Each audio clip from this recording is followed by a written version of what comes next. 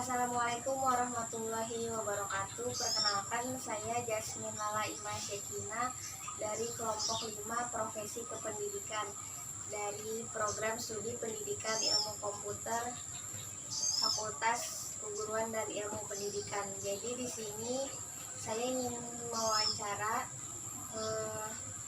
dengan Ibu Sri Hartati dari SMA 1 Jijangkit mengenai sertifikasi guru. Yang pertama, menurut pendapat Ibu, guru itu profesi yang seperti apa, Bu? Pertanyaannya tuh kalau yang menurut profesi, jadi memang profesi fungsional ya toh, nyalah. Nah kalau profesi fungsional itu berarti profesi yang memang hanya bisa dikerjakan oleh orang-orang yang profesional. Nantinya tidak bisa dikerjakan oleh orang yang bukan orang yang keguruan. Pokoknya bukan lulusan dari keguruan, tidak bisa. Itu kalau menurut saya. Boleh cerita lah, Bu, bagaimana proses Ibu sampai jadi guru sekarang ini? Nah, ya. Kalau prosesnya tentunya kan waktu lulus dari SMA, tentunya waktu saya mau kuliah, mendaftar kuliah, saya mengambil jurusan Fakultas Keguruan atau FKIP. Itu di mana, Bu? Nah, saya dulu kuliah di FKIP Unlam, KIP Unlam. jurusan kimia. Menurut Ibu, program sertifikasi itu bagaimana, Bu? Program sertifikasi ya bagus, karena dengan program sertifikasi itu yang pertama kita dituntut benar-benar jadi guru yang profesional, karena sebelum kita punya sertifikat itu kan ada yang namanya diklat. Nah diklat itu kalau dulu waktu saya 21 hari atau 3 minggu untuk diklatnya. Jadi di situ memang benar-benar belajar metode-metode baru atau metode-metode yang harus nantinya itu diterapkan di sekolahan. Sehingga setelah kita memegang sertifikat itu memang benar-benar kita profesional. Jadi bukan sekedar sertifikat profesionalnya, tapi tanpa ada tanpa ada kemampuan yang profesional. Jadi benar-benar Iya. harus sesuai. Iya. Kalau boleh tahu itu apa aja yang diujikan, Bu? Yang diujikan waktu diklat maksudnya ya, diklat sertifikasi itu ada tes tertulis, ada juga yang tes praktek mengajar. Nah praktek mengajar itu 3 kali. Kemudian yang menilai itu juga dosen-dosen dari universitas. Kalau di Banjarmasin berarti dari Unlam, dari FK. Kalau syarat yang harus dipenuhi seorang guru untuk mendapatkan sertifikasi itu apa aja, Bu?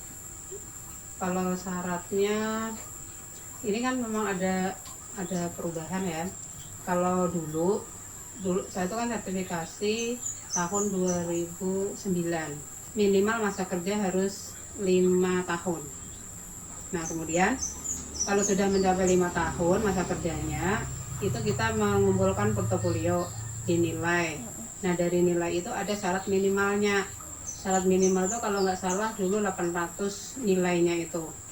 Nah kalau nilainya itu 800 mencapai, maka langsung lulus, langsung dapat sertifikat, nggak perlu ikut nggak perlu ikut diklat.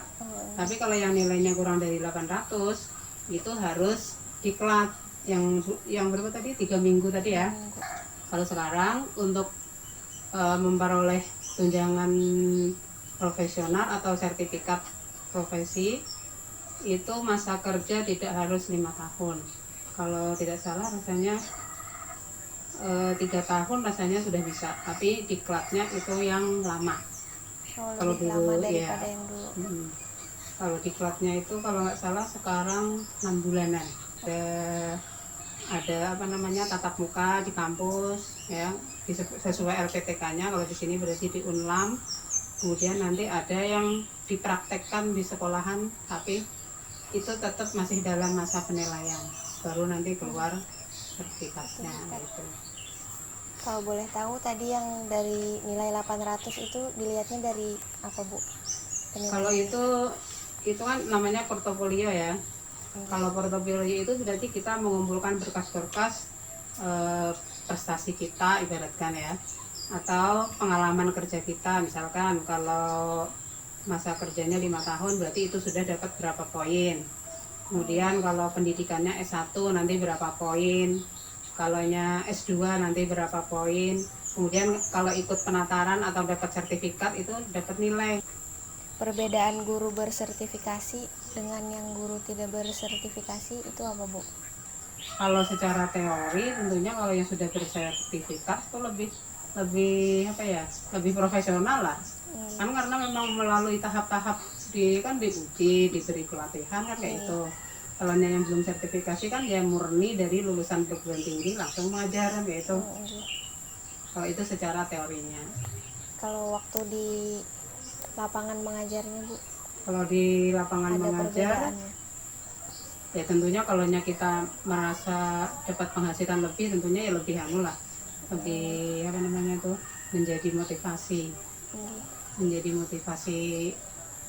ya, namanya aja kan kita punya penghasilan lebih, berarti kan kita harus kerja harus lebih juga. Yang menjadi salah satu menjadi motivasi untuk lebih kerja lebih rajin lah.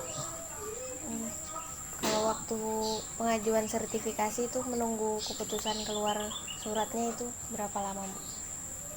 Dari pengumpulan berkas ya. Kalau saya dulu pengumpulan berkas itu bulan Juni, kemudian sertifikat keluar bulan September. 3 bulan. Sekitar 3 bulan baru keluar. Tapi kalau sekarang 6 bulanan. Karena kan diklatnya kan 5 PPG kan, kalau sekarang bukan diklat ya, PPG. Kalau kendala waktu proses mendapatkan sertifikasi itu apa aja, Bu? Ada kendalanya? Tentunya waktu diklat itu ya, biasanya itu kan nginap. Kalau yang saya dulu itu kan diklat selama 21 hari. Nah kendalanya tentunya kan harus meninggalkan, kalau yang punya keluarga kan meninggalkan anak, kadang anak masih kecil. Kemudian kendala yang kedua, kadang-kadang kalau guru dahulu kan belum begitu menguasai teknologi kayak laptop itu kan, kalau dulu kan belum begitu menguasai. Nah sementara tuntutannya kalau pada saat sertifikasi itu biasanya dituntut untuk kita bisa menggunakan laptop. Nah kendalanya biasanya di situ. Itu kalau dulu. Kalau sekarang ya sepertinya karena waktunya yang lama itu mungkin yang jadi kalau melihat kawan-kawan di sekolahan yang baru-baru ini nggak mesti lulus. Kadang-kadang kan sudah 6 bulan bolak-balik, ada yang nggak lulus. Kadang-kadang di tes tertulisnya, tesnya itu kan ada berapa macam ya itu. Kalau sertifikasi ini kan untuk sementara ini syarat untuk pencairan itu harus mencukupi 24 jam tatap muka. Nah kendalanya di lapangan untuk untuk sekolah-sekolah kecil, kalau untuk sekolah-sekolah yang ada di kampung itu biasanya jumlah kelasnya itu ada yang 2 kelas, maksudnya tuh kelas 10 2 kelas, kemudian kelas 11 2 kelas, berarti kan jumlah rombelnya itu cuma ada 6.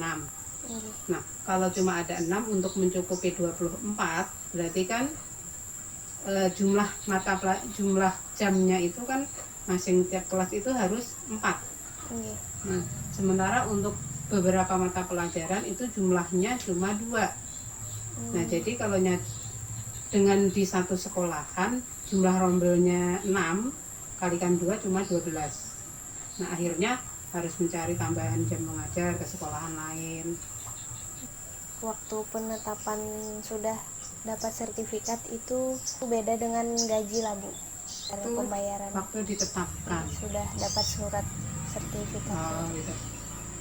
Kalau waktu ditetapkan dikeluarkan sertifikat itu enggak secara otomatis gaji berubah, enggak, tapi kan kita harus ada proses berikutnya lagi untuk melengkapi berkas. Nah melengkapi berkas ini dilihat untuk memenuhi jumlah jam mengajarnya. Nggih. Itu biasanya yang ditekankan jumlah mengajarnya aja. Nah, baru berkas dikumpul, baru nunggu berapa bulan lagi.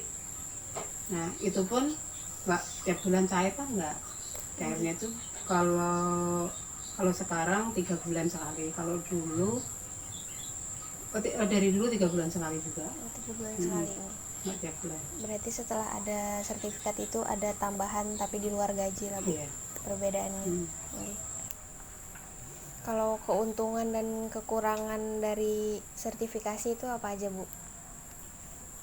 Kalau keuntungan pertama kan yang jelas penghasilan bertambah. Nggih. Ya, kalau dengan penghasilan bertambah ya dapat meningkatkan kesejahteraan lah yang jelas. Terus kita bisa ibaratkan kayak bisa mengikuti perkembangan zaman, misalkan kayak beli laptop. Nggih. Nah, itu kan salah satu keuntungannya. Kekurangannya yaitu tadi karena jumlah jam mengajar, jadi kadang-kadang kita nggak bisa hanya di satu sekolahan, jadi kadang-kadang kita harus menambah jam di sekolahan lain. Yang terakhir, harapan Ibu ke depannya mengenai sertifikasi ini, Bu? Ya, harapannya dengan adanya sertifikasi, untuk syarat pencairan sertifikasi yang jumlah jam tatap muka itu 24 jam, itu kalau bisa itu jangan 24 jam. Atau mungkin syarat pencairan itu dibedakan antara sekolah yang ada di kota dengan sekolah yang ada di kampung. Kalau sekolah di kota mungkin untuk mencapai 24 jam kan mudah, karena mereka rombelnya banyak. Jadi kalau di kampung itu seharusnya diberi pertimbangan tersendiri. Nah, harapannya yaitu ada pertimbangan antara sekolah yang di kota dengan sekolah yang di kampung. Nah, kalau yang di kampung jangan 24 jam karena itu susah mencari jamnya. Ya, itu tadi wawancara dengan Ibu Sri Hartatik. Sekian dari kelompok 5. Terima kasih.